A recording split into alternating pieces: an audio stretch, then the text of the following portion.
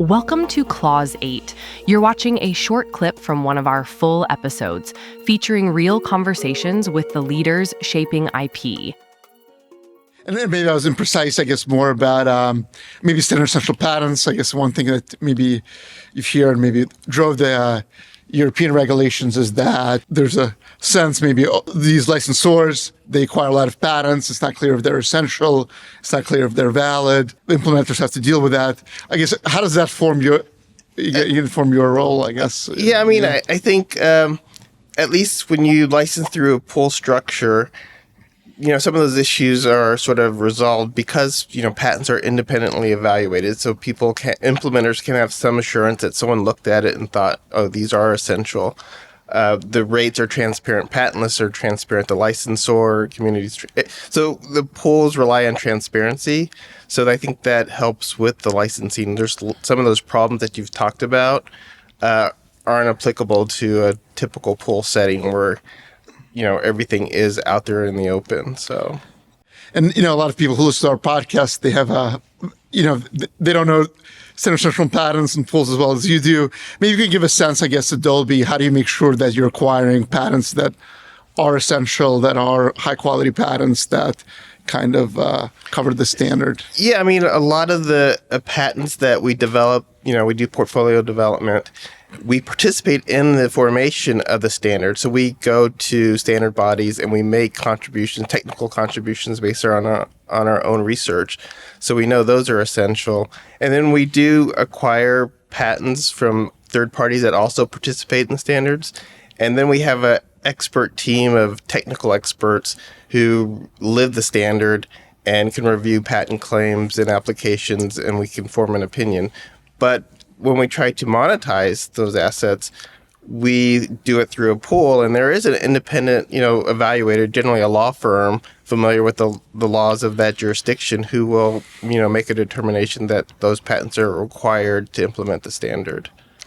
And that's interesting. You mentioned that Dolby obviously has, everybody knows the brand Dolby, yeah. And you go to a movie theater or you buy a speaker, it's on there. So it's kind of people know technology that you develop. But you mentioned you also acquire patents. Can you talk about, I guess, why does Dolby do that and how does that fit into?